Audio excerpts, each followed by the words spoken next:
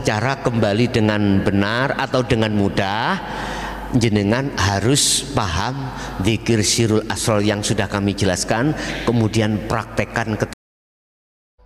Assalamualaikum warahmatullahi wabarakatuh. Jamaah baik yang ada di majelis maupun di luar sana, rahimakumullah. Alhamdulillah, dalam kesempatan malam hari ini kita masih diberikan Allah satu nikmat yang luar biasa, di mana kita masih diberikan Allah satu kesempatan untuk bertemu dan bermuajah di majelis ta'lim ini. Semoga apa nanti yang diberikan Allah menjadikan satu ilmu yang bermanfaat sebagai bekal kita amaliyah di hadapan Allah Subhanahu wa ta'ala. Amin ya rabbal alamin. Bapak Ibu hadirin jamaah rahimakumullah, berkenaan dengan awal bulan tahun Syamsiah ini, izinkanlah kami nanti akan menuangkan satu judul yang judulnya adalah cara mudah bagaimana kita kembali dan bertemu Allah. Cara mudah bagaimana kita kembali untuk bertemu Allah. Hal ini bisa panjenengan lihat di dalam surat Ali Imran ayat 31. Bisa dilihat di dalam surat Al-Kahfi ayat 110. Bisa panjenengan lihat surat Al-Anbiya ayat 25. Bisa panjenengan lihat di dalam surah Al-Baqarah ayat 256. Yang kesemuanya ini Allah memberikan sistematis bagaimana kita wa inna ilaihi raji'un. Akan tetapi sebelumnya kami bahas,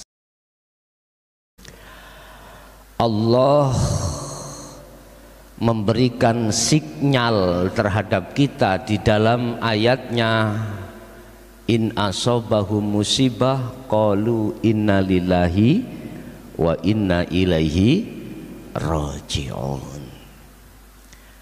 Terus bagaimana caranya kita bisa kembali kepada Allah? Saya tanya, yang kembali iku jasmani apa rohani? Rohani. Kita sudah dididik mursyid kita di dalam thariqah apapun, lewat zikir yang sudah kita terima, kita di beat sudah, kita menjalankan zikir-zikir yang telah kita terima dari beliau-beliau, yang fungsinya si salik ketika suluk diharapkan bisa lekas wusul terhadap Allah. Dan itu sudah benar. Kita dibekali zikir jahar, kita dibekali zikir sirri, zikir khofi, zikir nafas. Cuman satu yang harus kubuka untuk mempercepat dan mempermudah si salik bisa wusul di maqam musyahadah pada Allah. Bapak Ibu, saya berthariqah itu mulai tahun 76 langsung abah kula dhewe yang memberikan zikir tersebut, tetapi puluhan tahun kami itu menyelami di dunia mukasyafah tidak bisa masuk di dalam musyahadah. Artinya mengapa saya kok sulit untuk masuk wusul datang Allah?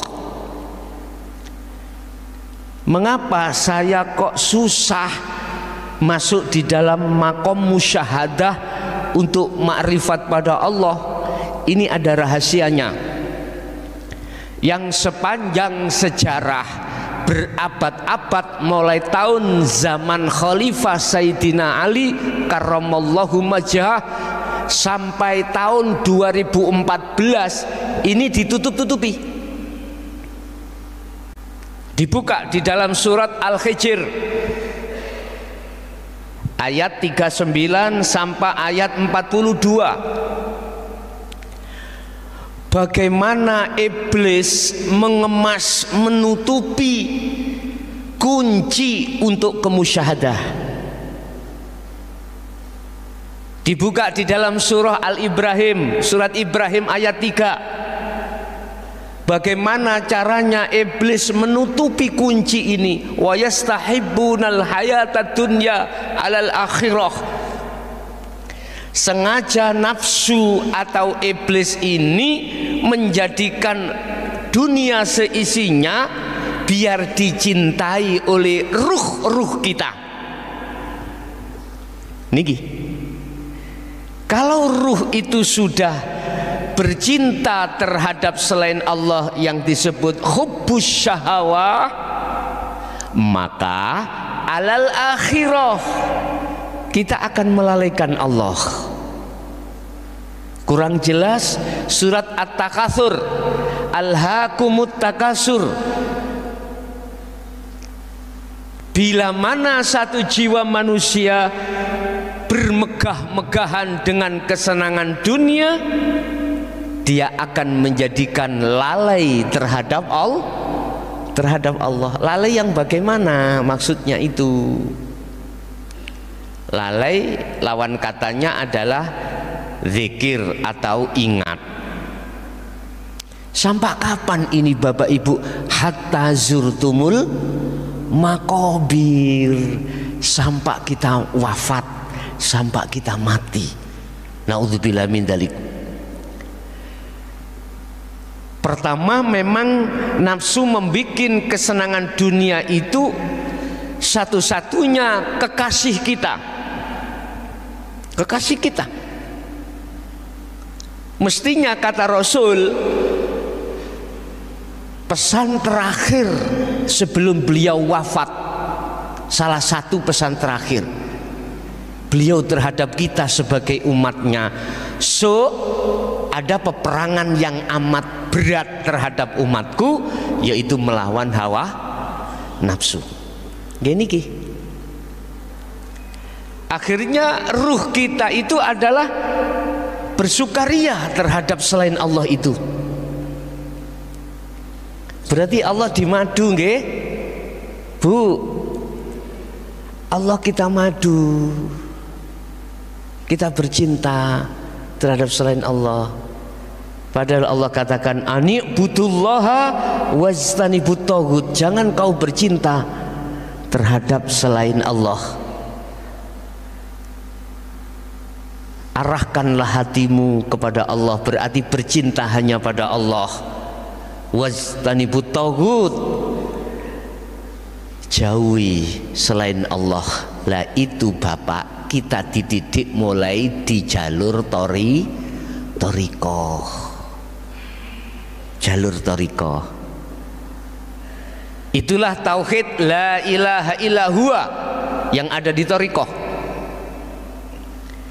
Akhirnya melahirkan dzikir siri, dzikir khafi, dzikir jahri di tauhid la ilaha illallah.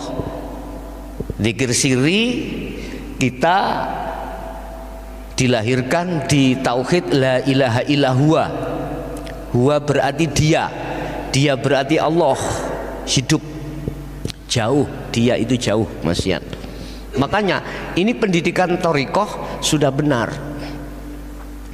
Cuman harus diteruskan di tauhid la ilaha illa anta. Ini tertuang di dalam surah kalau nggak salah surat Al-Anbiya, menceritakan tentang kronologi sejarah Nabiullah Yunus alaihissalam.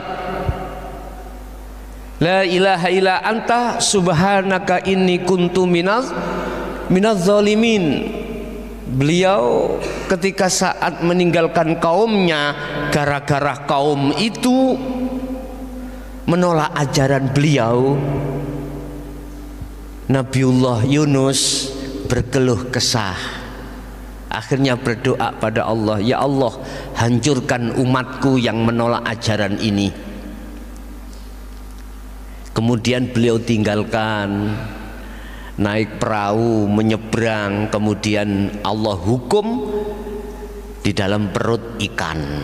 Ringkas kata seperti itu. Sebetulnya nggak boleh, harus tetap sabar, tekun, walaupun umatnya itu menolak, seperti beliau baginda Rasulullah Shallallahu Alaihi Wasallam. Makanya salah satu Rasul dan Nabi yang bisa mensyafaati umatnya hanyalah baginda Nabi Muhammad Sallallahu Alaihi Wasallam, karena beliau tidak berkeluh kesah ketika saat kaum Taif membangkang dan tidak mau menerima ajaran Rasulullah. Rasulullah tetap menghadapi dengan sabar, sekalipun beliau dapat cacian, dapat hantaman, bahkan ada malaikat Jibril itu memberikan jasanya untuk membunuh kaum Taif. Nggih leres nggih leres nggih kaum Taif, tapi beliau mengatakan apa? Rasulullah, jangan bril, mereka itu belum mengerti, olehnya nggak mau menerima, bahkan menolak ajaranku karena dia itu belum mengerti. Barangkali sesuk anak turune jadi pengikutku. Begitu beliau. Saya juga belajar untuk di situ, Pak. 1 minggu yang lalu kami juga dapat kado yang sifatnya itu adalah apa yang kami sampaikan di tauhid la ilaha illa anta dengan la ilaha illa ana. Itu dikatakan, katanya beliau itu mengatakan itu nggak bener, ya nggak apa-apa, nggak masalah. Saya sendiri juga dipesan oleh Allah, la ikraha fiddin qad tabayyana rusdu minal ghoi. Ini ajaran yang tidak ada paksaan. Monggo diterima, monggo ditolak, itu urusan individu. Yang jelas, ana nadhirum mubin, saya hanya menyampaikan perkara yang hak, sekalipun ini kurasa berat, Pak, sungguh berat. Pun kembali cerita terhadap Nabi Yunus. Di dalam tauhid la ilaha illa anta subhanaka inni kuntu minadz zalimin, itu akan melahirkan yang namanya zikir yang disebut sirul asror. Dibuka di dalam Al-Quranul Qadim, ketemu. Kalau jenengan buka di dalam Al-Quranul Karim, itu di surat Al-Baqarah ayat 256. Ini kunci, Pak, kunci yang ditutup-tutupi selama ini. Apa zikir sirul asror itu? Zikir yang tidak sudah mengucap nama, tidak, baik secara jahri maupun secara siri, tidak. Terus zikir yang bagaimana? Mungkin di dalam makalah, di dalam kitab Hikam, Pak, ada di situ proses su'aul basirah wa ainul basirah wa hakul basirah. Inilah yang dimaksud beliau Syekh Ibnu Athaillah. Kalau kita lihat di dalam surah Al-Baqarah 256, itu hanya menerangkan tentang tali Allah. Barang siapa yang memegang tali Allah fid dunya khattal akhirah, salim, selamat.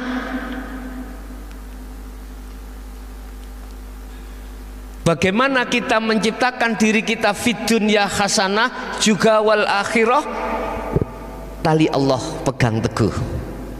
Faqadistam sakabil urwatil wuthqa lam fisomalaha. Al-Baqarah itu tadi. Pegang teguhlah tali Allah ini.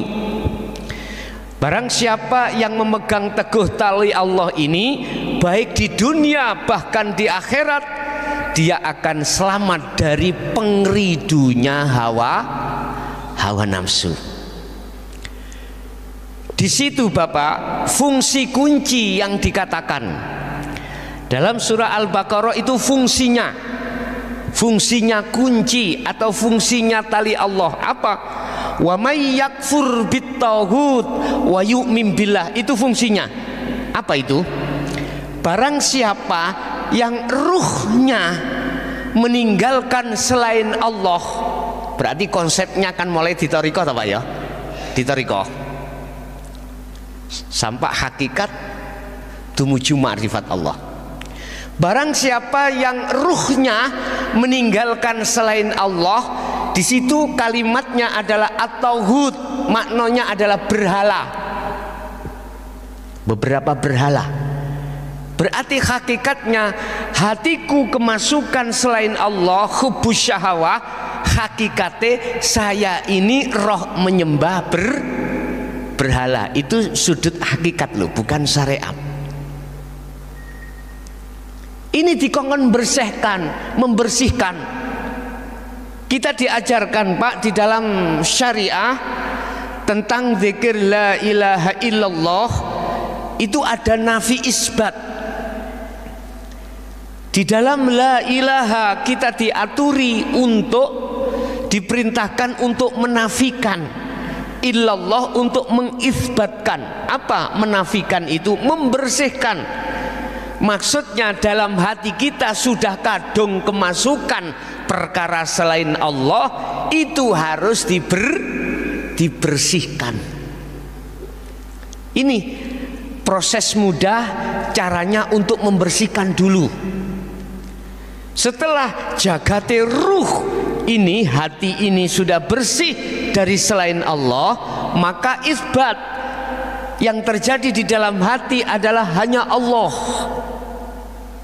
Makanya surat Al-Baqarah 256 tadi, barang siapa meninggalkan, membersihkan hatinya dari kotoran hati, wa yu'min billah, maka dia akan bisa bertemu hanya beriman pada Allah.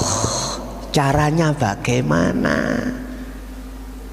Oke, niki sampun dulur-dulur pun puluhan tahun ning thariqah, pun tahunan ning thariqah.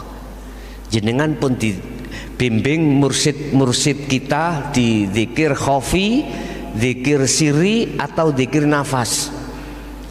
Sekarang malam hari ini akan kuberikan zikir yang tanpa ngucap, tanpa lafat, tanpa asma, yang kami sebut sebagai adzikru bisiril asror.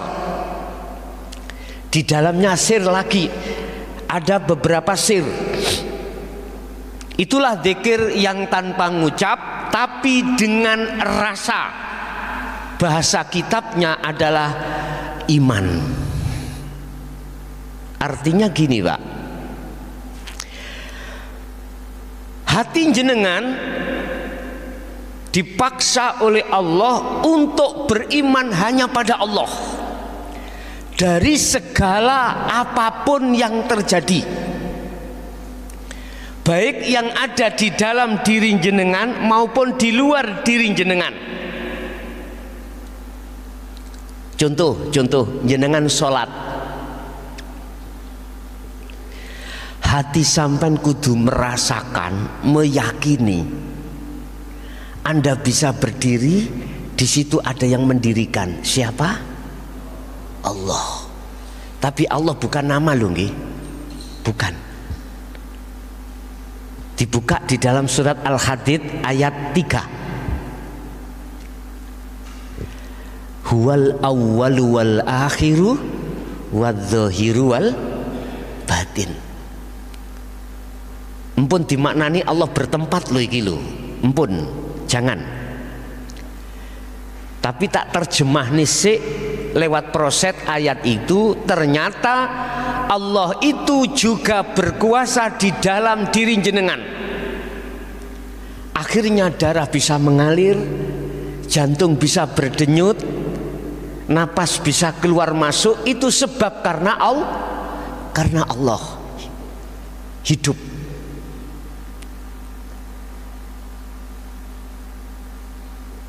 Wadz-dzahir, di dalam secara lahir jasad sampean, inilah Bapak Allah. Ini yang katanya kosong, mboten. Kita melihat kosong karena memakai ainul basariyah ini, mata dohir. Kalau yang kita pakai dengan mata dohir ainul basariyah, kosong Pak ini. Nggih mboten? Sing gak kosong cagak, sak liyane Allah gak kosong. Lah ngeten nggih. Bukan niku. Anda akan mengatakan ini bukan kosong, justru inilah yang ada manakala memakai ainul basiroh, matanya roh, mata hati. Dengan apa? Iman. Pertama dengan rasa. Imanilah ketika Anda berdiri, rukuk, sujud, duduk. Rasakan, imani bahwasanya semua itu yang menggerakkan adalah hidup, baik di dalam maupun di luar dirimu. Itu cara sholat yang bisa khusyuk. Rasulullah di dalam Sahih Bukhari katakan, anta budallaha ka'annaka taroh. Ketika kau menyembah Allah, seakan-akan kau bisa melihat Allah. Jikalau tidak, kau harus merasakan seakan-akan kau selalu dilihat Allah. Itu loh berangkatnya dari dzikir sirul asror. Apakah dzikir sirul asror harus dikumandangkan sirul asror dalam hati? Tidak. Di dalam dzikir sirul asror itu ada 3 pintu Bapak. Miturut di dalam Al-Quranul Qadim itu ada 3 pintu. Pertama adalah syu'arul basyiroh. Kalau dalam hikam disebut syu'arul basyiroh. Apa itu? Rasa iman. Masih ada 2 Pak ini, antara yang menyembah dan yang disembah. Ada yang merasa, yang mengimani, dan ada yang diimani. Siapa yang mengimani? Ruh. Siapa yang diimani? Allah. Itulah hidup. Dalam bahasa Al-Quran dikatakan laisa kamislihi syai'un. Kau tidak bisa menyerupakan dengan apapun, baik yang ada di langit ataupun di bumi. Ini nggak berani buka, dzikirnya nggak berani buka, memang ditutup. Saya mulai tahun 2014 nekat Pak, udah nekat. Saya dakwah mulai tahun 2000 Pak, 2000. Tapi saya buka ini 2014 kalau nggak salah. Udah. Ketika sudah berjalan dzikir sirul asrar di pintu pertama su'aul basyiroh, hati panjenengan tidak hanya membuktikan atau menerapkan dzikir sirul asrar di waktu-waktu sholat, tidak, tetapi juga di luar waktu sholat. Beliau Kanjeng Nabi Muhammad sallallahu alaihi wasallam diajari oleh Allah langsung di dalam surah Al-Insan tentang zikir ini, ayat 25-26. Wadhkur isma rabbika bukrata wa asila wa minal laili fasjud lahu wasabbihu lailan tawilan. Muhammad, pagi sampai sore Sibukkan hatimu berzikir. Malam pun juga begitu. Ini Rasulullah. Kita harus tiru beliau. Sistem cara untuk bertemu Allah sangat mudah. Yang terpenting harus membawa zikir sirul asr. Apapun zikir jenengan siri, sertakan sirul asror. Apapun zikir sing panjenengan ucapkan jahri, harus disertakan sirul asror. Baru disitulah nanti panjenengan akan bisa masuk di pintu kedua, yaitu ainul basiroh. Itulah bertemu. Ainul melihat. Bertemu siapa? Allah. Terus tandanya bagaimana bertemu Allah atau makrifat nanti? Sekarang tak fokus bagaimana cara mudah kita bisa kembali kepada Allah. Pun Bapak Ibu, orang yang papa nih ya wis nulis sampai tangan ngeten mawon. Al-Qur'anul Qadim kan ditulis ngeten. Tanpa dinulis ning bisa diwaca. Jikalau zikir sirul asr itu tidak berucap, pintu pertama disebut su'aul basyirah, merasakan, mengimani. Roh pak, yang mengimani ku roh. Mengimani terhadap hanya hidup, hanya Allah yang berperan di segala hal apapun. Jenengan dahar, jenengan masak, jenengan kerja, tanpa Allah saged? Nggak bisa. Hati ini disuruh berzikir terus di situ. Imannya hanya pada Allah di situ. Silakan jenengan ikut zikir siri terus lewat nafas, hu Allah, ada yang hu hidup, hu urip, silakan. Tapi sirul asrore kudu disertakan di situ, Pak. Iman. Tapi saya pesan jangan nganggo akal nggih. Estu, Bu, jangan memakai akal. Pakailah hati. Karena ini bukan zikir sebutan, bukan. Yang khusus zikir untuk mencapai tujuan sampean, yaitu wusul ing ngersani Allah. Lah, di dalam syu'arul basyirah menuju ainul basyirah, pintu kedua, ini proses pembersihan, Bapak. Pembersihan iman dalam hati kita yang masih ada selain Allah. Ya bunayya la tusyrik billahi syai' inna syirka la dzulmun azim.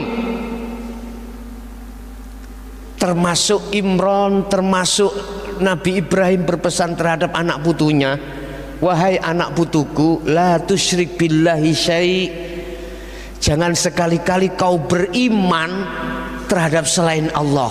Sebab bila mana kau beriman selain Allah, sama halnya kau telah menyekutukan Allah. Menyekutukan Allah. Contoh Pak, contoh. Saya sholat. Saya di dalam hati saya yakin bisanya saya berdiri karena kekuatanku.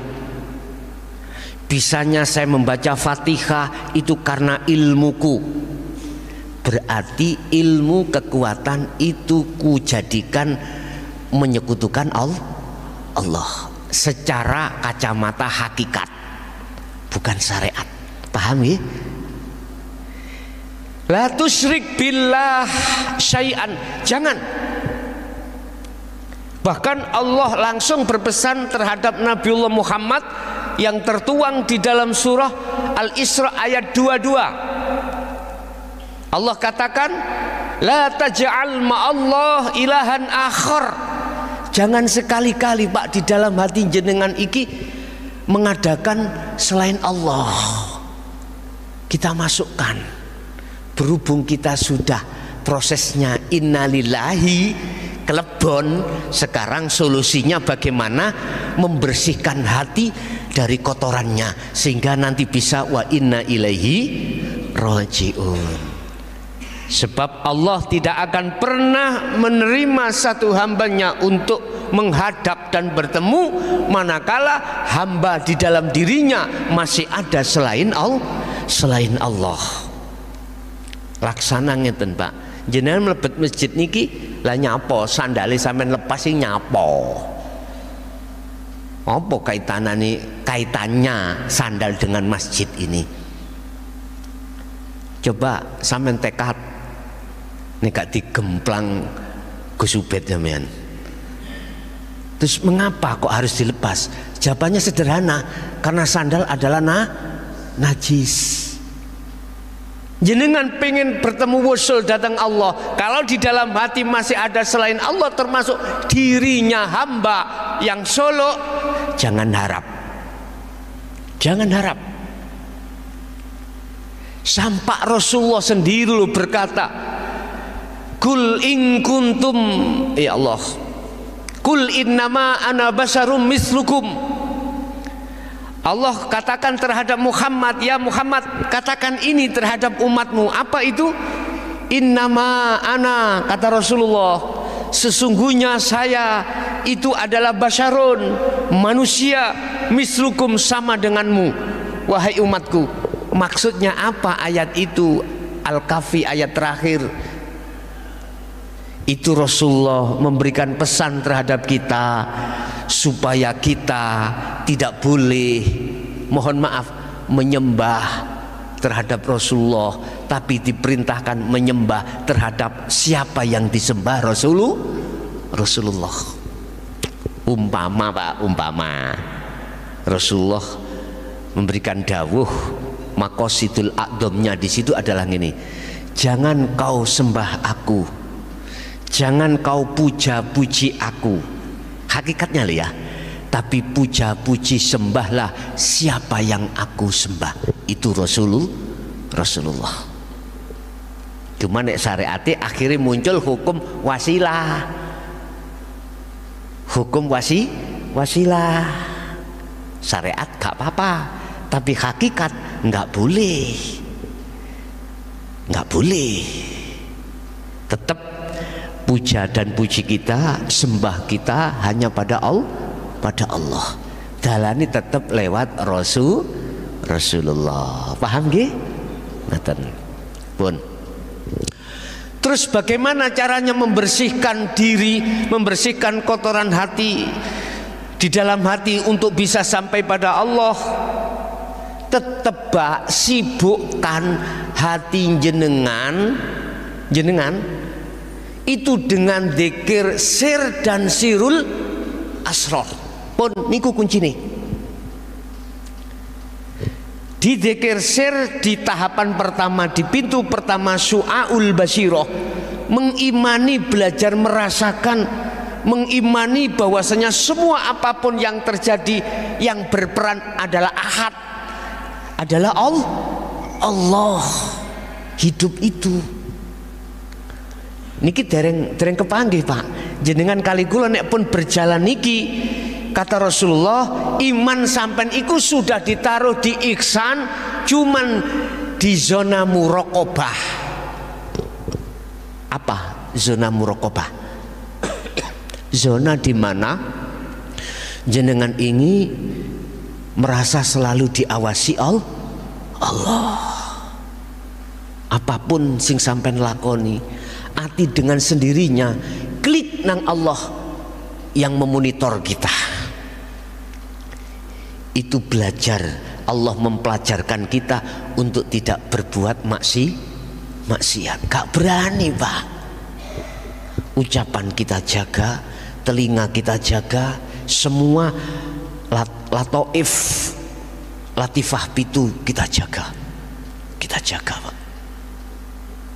Bagaimana nafsu sekiranya tidak masuk lewat itu, sebab nafsu akan bisa masuk lewat latifah pitu itu, telinga, mata, hidung dan seterusnya, maka akan mempengaruhi roh supaya roh itu beriman terhadap selain Allah. Pertanyaannya, terus bagaimana ketika kita saat di syariat dikenalkan iman ada 6? Lah ngoten nggih? Amantu billahi wa malaikatihi wa kutubihi wa rusulihi dan seterusnya. Bagaimana?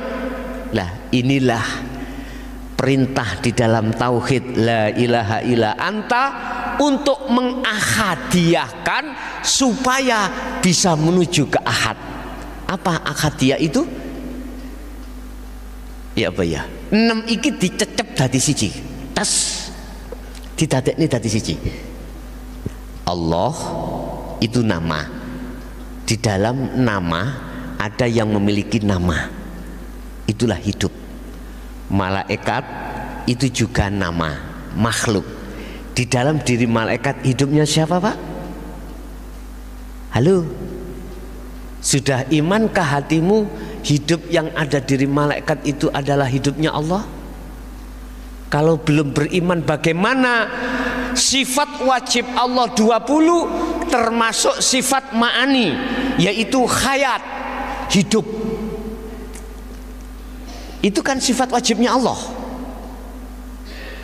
Terus lawannya sifat hidup apa, Pak? Mati. Lah, maut mati itu menjadi sifat wajib makhluk.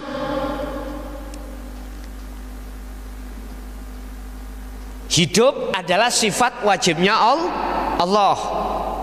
Mokhale hidup adalah maut, mati. Dan mati ini menjadi sifat wajibnya makhluk termasuk kita. Makanya kullu nafsin dha'iqatul, mesti mati. Aslinya kita itu koyoke urip, Pak. Kita itu bisanya ngaku-ngaku hidup. Lah gitu. Aslinya yang punya hidup siapa? Allah. Oke, syariatnya kan gini.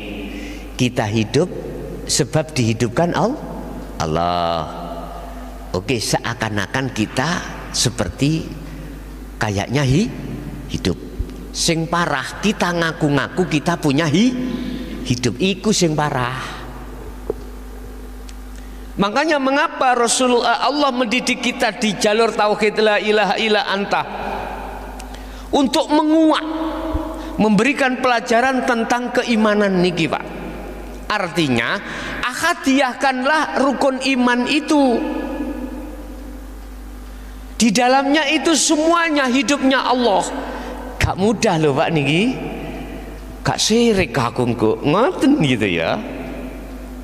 Udah, itu urusan Allah. Iki proses sampean untuk bisa ke ahad, prosesnya harus ahadiyah. Harus nyecep, harus melihat keesaan Allah di situ, apa hidup di situ. Rasul, kitab-kitabnya dan takdir apik lan elek, termasuk kodok kodari Allah. Di situ sampean harus melihat hidup. Artinya di dalam tahapan pintu pertama su'aul basyirah, hati sampean dihujamkan supaya hanya beriman, yang berperan hanyalah Allah pun titik. Laksanakan terus itu. Dikala kau sholat, dikala di luar aktivitas sholat, sibukkan hatimu untuk berzikir seperti ini. Otomatis mengki habis ini pasti kula beat zikir sirul asror sing purun. Sing boten purun ra usah nglakoni, sing purun sampean lakoni. Pun titik ngoten. Jadi habis ngaji nanti saya minta waktu 10 menit untuk berbeat. Bukan beat talqin seperti thariqah, Pak. Saya memakai bahasa beat itu adalah menyambungkan talinya ruh pada Allah. Hanya itu aja. Hanya itu aja. Itu bagi panjenengan sing kersa. Ya, sing boten kersa, sing boten nopo-nopo, tidak ada efek samping, enggak wajib kok dilakoni, enggak. Jadi teng mriku sak kersa jenengan dilaksanakan terus, monggo. Nek dalam thariqah kita wajib kita, Pak, berzikir 1 hari 1 malam 10.000. Zaman kula niku sien 10.000 itu hanya zikir sir, zikir khafi. Nanti zikir jahrinya berapa, itu sesuai dengan mursyid kita yang telah memberikan aturan. tapi di dalam hakikat di tauhid la ilaha illa anta, maksud talqin, maksud beat ini adalah menyambungkan talinya hati terhadap Allah yang sempat keputus oleh nafsu kita masing-masing, sehingga ruh ini lalai terhadap Allah. Jangankan di luar sholat, di dalam sholat pun kita lalai. Jangan heran sampean, karena talinya hati terhadap Allah terputus. Pun kalau nanti sudah di ainul basyirah itu bagaimana? Itu kan zona ma'rifat, Pak. Itu zona musyahadah. Nama ruh la ibsarun wa mubsarun wa basyarun. Kalau di dalam kitab Al-Hikam, Syekh Ibnu Athaillah menggambarkan seperti itu.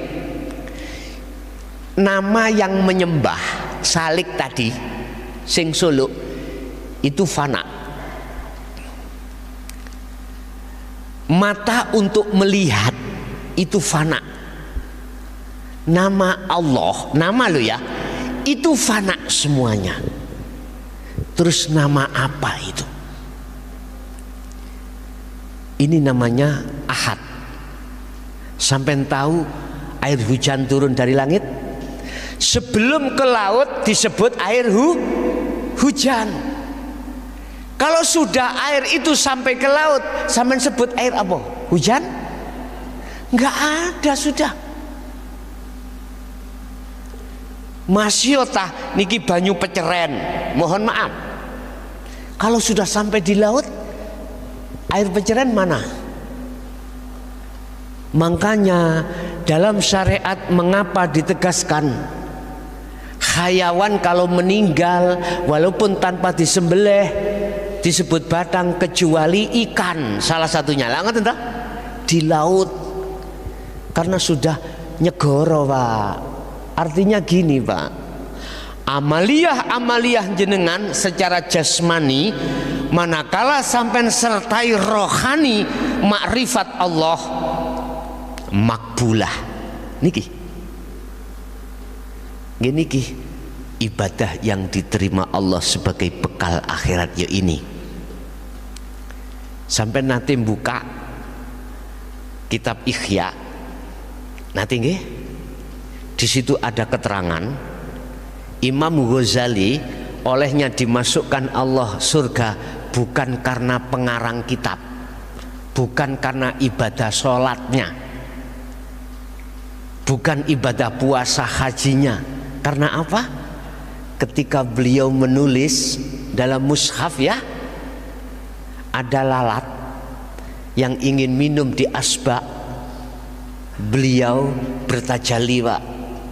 Beliau makrifat Allah, bahasa syariat mempersilahkan hayawan itu untuk minum terlebih dahulu. Ini sifat Ar-Rahman dan Ar-Rahim beliau, Pak. Hanya karena itu. Lagi sampai tahu 21, tahu 21, nomor 21, tahu artinya yang ada di lokalisasi itu, Pak. Itu seumur-umur beliau itu penggaweane ya, pekerjaannya itu mencari lalaki hidung belang. Tapi mengapa hanya gara-gara memberikan minum terhadap seekor anjing ya, Allah ampuni semua dosanya, kemudian dia diangkat untuk masuk surga. Akal nggak jangkau, Pak, nggak jangkau. Inilah yang dimaksud di dalam makalah Syekh Ibnu Athaillah, amaliyah sedikit manakala dibarengi makrifat Allah. Makrifat Allah ya, maka jangan kau anggap enteng dan sedikit. Ini lebih berbobot, lebih berat dan lebih banyak daripada amaliyah-amaliyah yang tidak disertai makrifat pada Allah hati ini.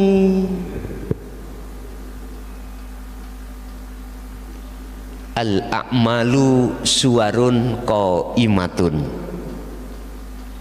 wa arwahuha wujudu sirri ikhlas fiha.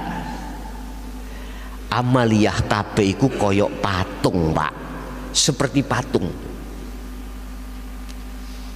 Patung yang tidak ada ruhnya nggih kados cagak ngene iki.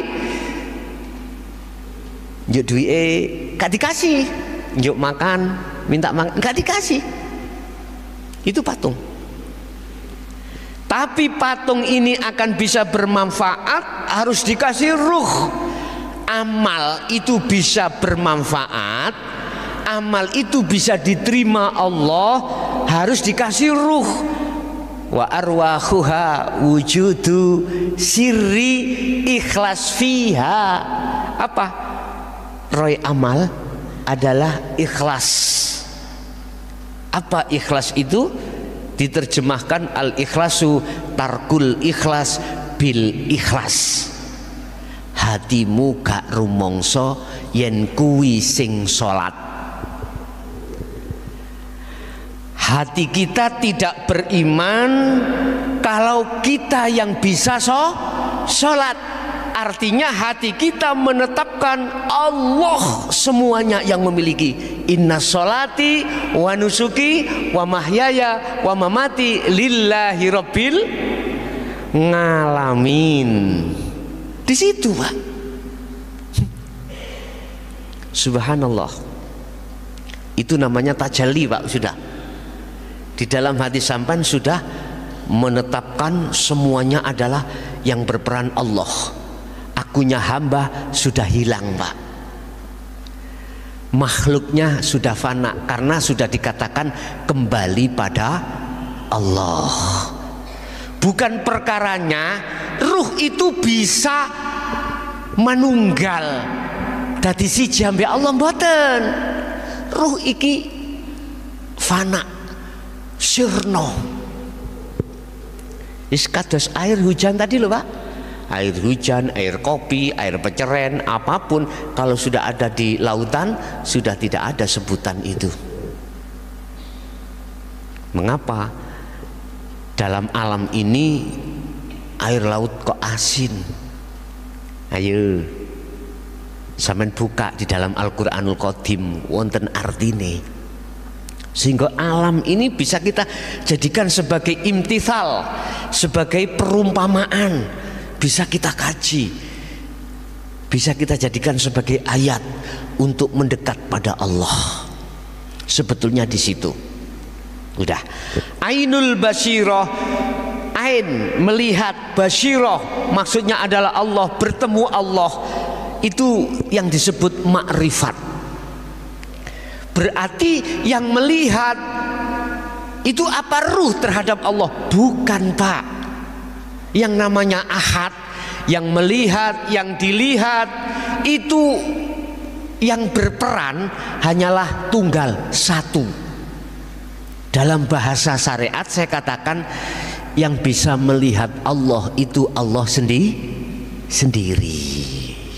Itulah maknanya wa inna ilaihi raji'un.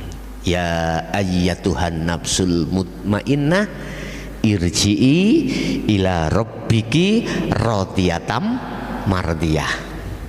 Udah. Mengapa disebut jiwa yang damai? Karena sudah bertemu Allah. Dia mau kembali nang Allah, sudah kembali Allah radiyatam mardiyah. Setelah itu fadkhuli fi ibadi. Allah memasukkan hamba ini di golongan hamba yang ada di syurga. Bahasa syariat, bahasa hakikat di syurga adalah musyahadah. Di situ la khaufun alaihim walahum yahzanun. Tidak ada rasa khawatir, rasa takut, rasa gelisah sudah tidak ada. Karena apa? Hati sampean, akal sampean sudah dilalaikan oleh Allah dari perkara selain Allah. Contoh tilem. Sampai nek tilem mikir nopo? Halo? Wis gak mikir napa-napa ta? Penak lah ngeten nggih. Nggih nek waktu sampean tilem ketemu Kanjeng Nabi atau tilem gak bermimpi. Tapi bagaimana kalau kita tidur mimpi dikejar anjing, mimpi dikejar orang gendeng, melayu mboten? Susah. Makanya mimpinya ahli hijab dengan ahli syuhud tidak sama. Mimpi kita yang belum bisa kembali pada Allah itu enggak sama dengan mimpinya beliau-beliau yang sudah ma'rifat pada Allah. Kita kembali kepada Allah dengan cara mudah. Kuncinya ada di dzikir sirul asror yang dilahirkan di dalam tauhid la ilaha illa anta. Mengapa di situ ada subhanaka inni kuntu minadz-dzalimin? Sebetulnya kita itu gelap, Pak. Ketika su'aul basyirah ke ainul basyirah, pembersihan itu kita dalam keadaan gelap roh ini. Digelapkan dengan aghyar duniawiyah. Makanya kita harus bersihkan itu. Kalau sudah dibersihkan ainul basyirah, kalau sudah sampai ke ainul basyirah, terakhir pintu yang ketiga adalah hakul basyirah. Apa itu? Pernyataan. Iman sampai sudah tidak bisa digoyah, Pak. Disitulah munculnya ajaran tauhid la ilaha illa ana. Itu di dalam surah Al-Anbiya ayat 25, Bapak Ibu bisa dilihat. Wa ma arsalna min qablika mir rasulin illa nuhi. Muhammad, tidak akan kuutus rasul sebelummu, kata Allah, termasuk dirimu Muhammad, kecuali harus membawa puncak tauhid, puncak zikir. Sebab dengan tauhid la ilaha illa ana akan bisa ruh panjenengan, hati panjenengan ini mengesahkan Allah. Tidak akan pernah beriman terhadap selain Allah. Ilaihi, mana puncak daripada wahyu Allah? Ilaihi annahu berupa la ilaha illa ana. Tidak ada Tuhan kecuali aku, kata Allah. Artinya Rasulullah diperintahkan untuk mendidik umatnya pada saat itu tentang bagaimana caranya kembali dan mengahadiahkan hidup untuk menuju ahad pada Allah. Itu, Pak, yang ditutup-tutupi sepanjang masa. Ditutup-tutupi. Makanya waktu saya belajar tafsir Jalalain, ketika saat sampai pada surah Al-Anbiya ayat 25 ini tidak diungkap, Pak. Dimaknani tok sret terus ngoten. Nah, terus bagaimana kalau tidak dijabarkan terhadap umat sehingga umat bisa kembali sampai pada Allah? Dalane lewat dijabarke dhisik, tapi ini resikone, ini resikonya saya. 1 minggu yang lalu saya kena kado. Dapat kado, Pak. Dikatakan dzalika dhalalatun, ajaramu itu sesat. Udah, saya nggak ngereken, Pak. Nggak ngereken. Kalau ini kau terima monggo, tidak kau terima monggo. Hanya satu saya punya pertanyaan, tolong dijawab. Di dalam Al-Quran berapa surat, berapa ayat?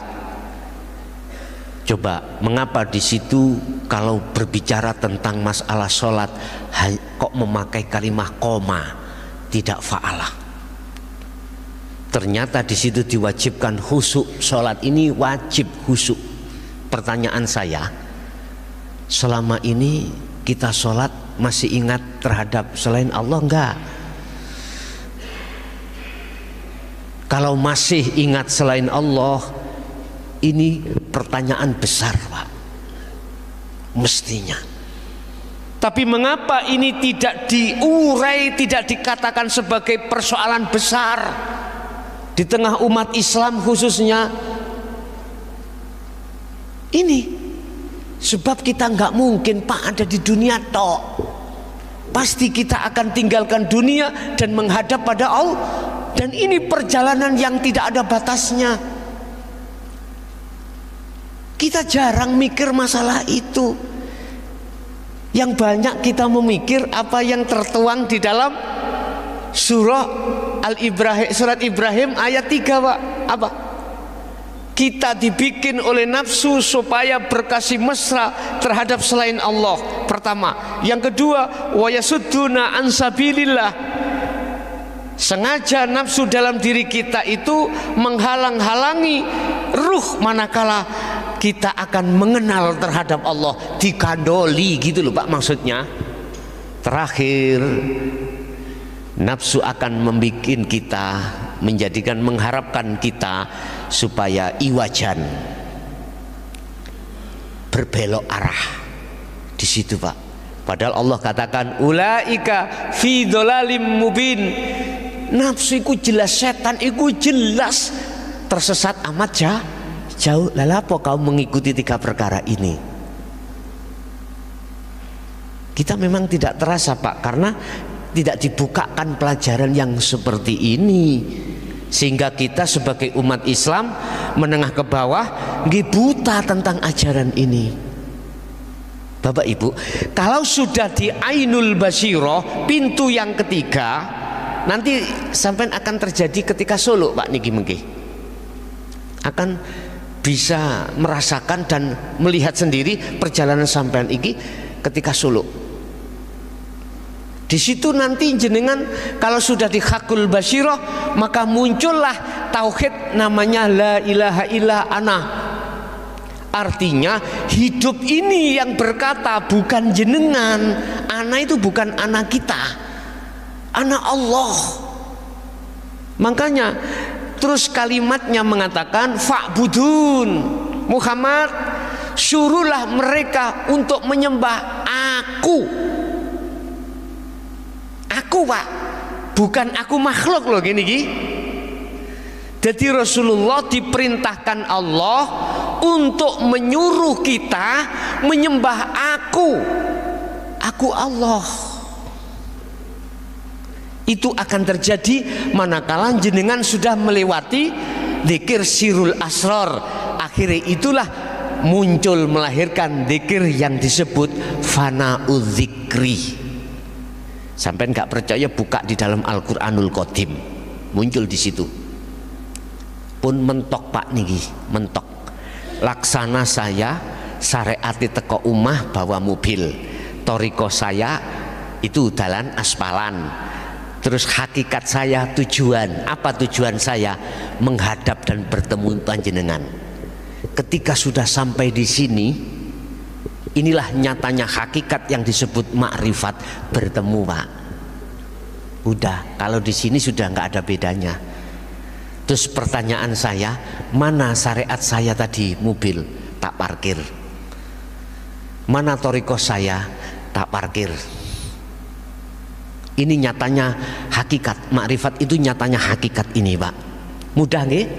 Mudah. Kita terhadap Allah syariatnya apa? Apa syariat kita? Ilmu, Pak. Baik ilmu tentang syariat maupun ilmu tentang hakikat. Ilmu tentang syariat mengajarkan ibadatul jawareh, ibadah bangsa dhahiriyah. Contoh sholat secara jasmani, hafidhu ala sholawah, jagalah sholat 5 waktu jasmani, Pak. Jasmani. Tapi ayatnya nggak berhenti di situ loh ya. Tolong, ayat ini tadi nggak berhenti di situ. Manakala sholat ini tidak sampean dasari ilmu, keliru kabeh sholat sampean. Habis berdiri ruku, berhubung karena ilmu nih, habis berdiri langsung wong karena ilmu nih, makanya di ilmu no.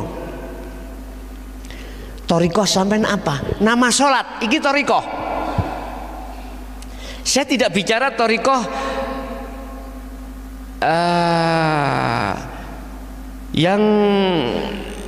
yang sanadnya sampai terhadap Rasulullah, yang disebut torikoh ini, torikoh itu, bukan. Saya tidak bicara torikoh itu Pak, ya. Nama sholat itu torikoh. Nama aktivitas apapun itu bahasa hakikat adalah itu torikoh. Terus hakikat sampean sholat iki nyapo? Menyembah, bertemu Allah. Lah ngoten nggih? Tak, saya tanyai.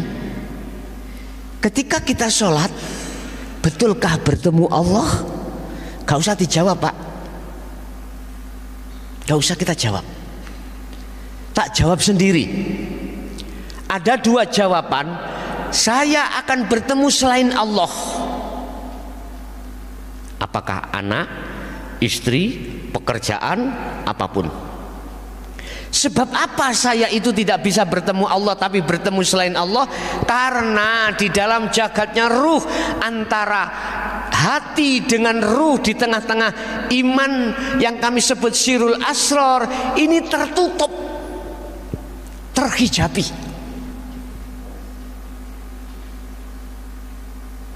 Siapa yang menghijabi? Bahasa proses, ya nafsu kita lewat perkara selain Allah, sehingga selain Allah itu nyata bagi saya. Makanya akhirnya sholat saya ya cuman asal-asalan, karena kewajiban, karena pahala, karena ingin dimasukkan surga. Mana buktinya lillahi ta'ala itu? Padahal di dalam niat kan ditutup lillahi ta'ala. Kalau kita bicara lillahi ta'ala Pak, nol. Artinya nol. Dalam hati tidak boleh ada campur tangan selain Allah. Harus Allah sendiri. Iku lillahi ta'ala, karena Allah, bukan karena surga, bukan karena pahala, bukan karena orang lain. Nanti Pak di dalam kitab Hikam akan membahas tentang bab masalah al-ubad ya. Nanti kalau kita setelah dasar tauhid ini kami sampaikan, nanti kita akan membawa kitab Hikam Pak, kita membahas Hikam. Tapi satu hal, saya kalau sudah bicara Hikam nanti tolong jangan ada yang tersinggung, karena tidak ada saya tutup-tutupi nanti. Tidak ada saya tutup-tutupi. Laksana saya membuat batu akik ya, dari batu besar itu, kalau tak lus-lus Pak, gak mari-mari Pak, tak grendo. Nanti kalau sudah terbentuk baru secara halus. Maksud saya ben lekas. Karena ilmu hakikatnya tidak saya bawa, sehingga tujuan saya, hakikat saya tujuan bertemu Allah, ilmunya tidak kami bawa. Ajaran di tauhid la ilaha illa anta tidak saya terima karena ditutup-tutupi. Nah ini persoalannya. Padahal Hikam sudah jelas Pak itu. Nuansa Hikam itu mendidik tauhid la ilaha illa anta dan la ilaha illa ana. Hakikat makrifat. Tapi sondok wedi Pak ngomong klesik-klesik ngaten. Tapi nanti ndak.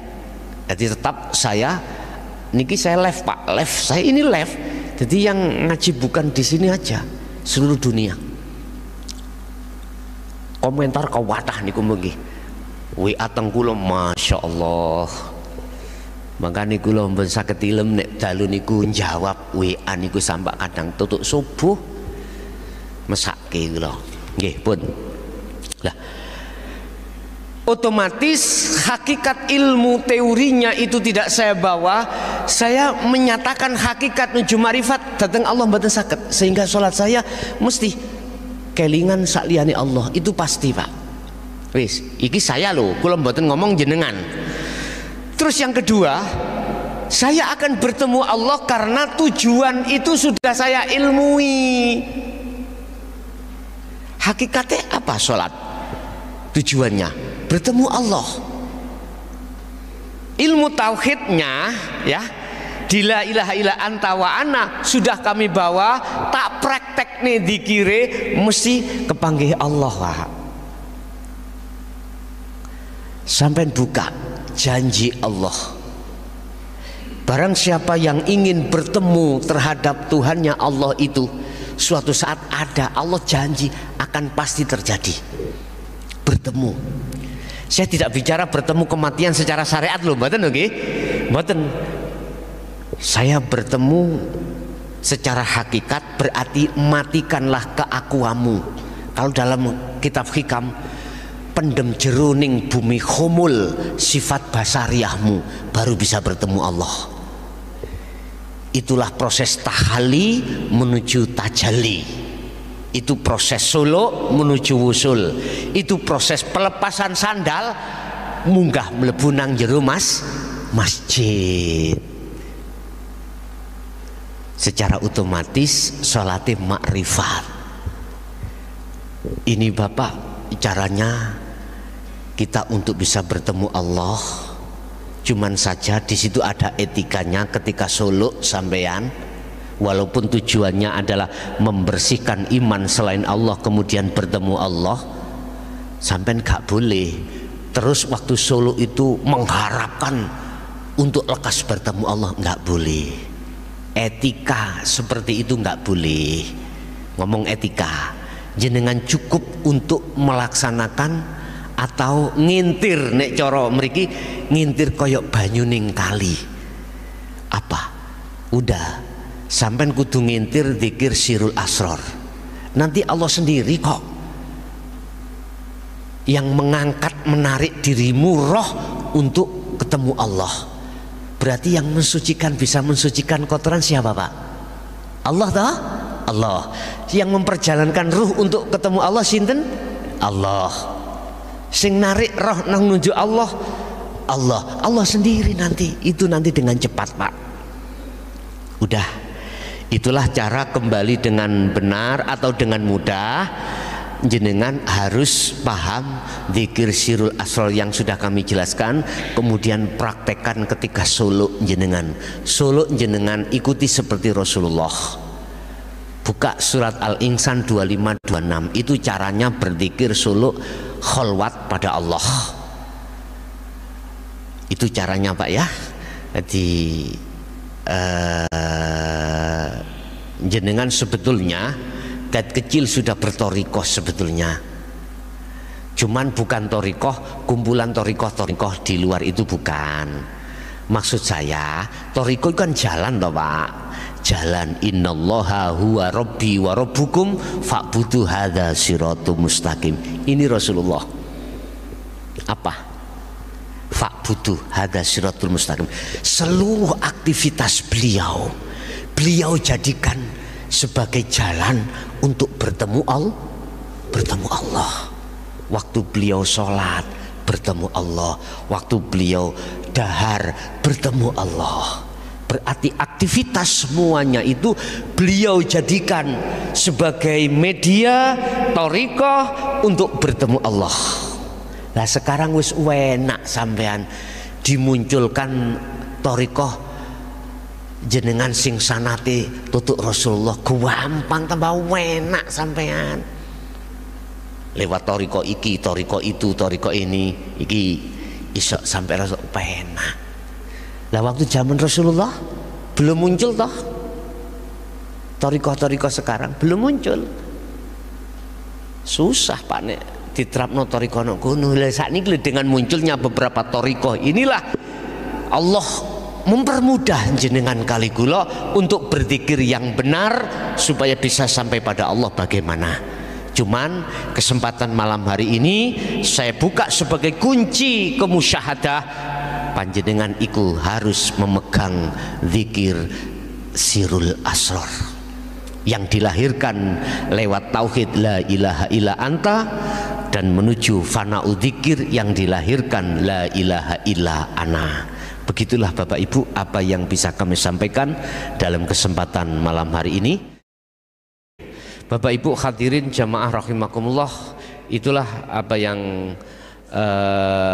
kita dapatkan pada malam hari ini pengajaran langsung dari Allah. Mudah-mudahan bermanfaat bagi kita dan anak putu kita ila yaumil qiyamah. Lahumul Fatihah. Bismillahirrahmanirrahim.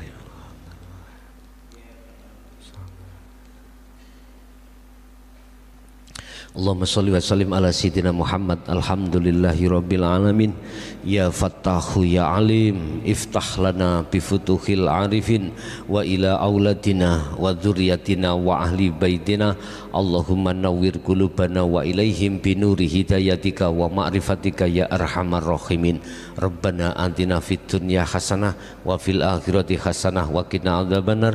Wa sallallahu ala sayyidina Muhammad. Alhamdulillahi rabbil alamin. Kurang lebihnya mohon maaf. Akhirul kalam. Assalamualaikum warahmatullahi wabarakatuh.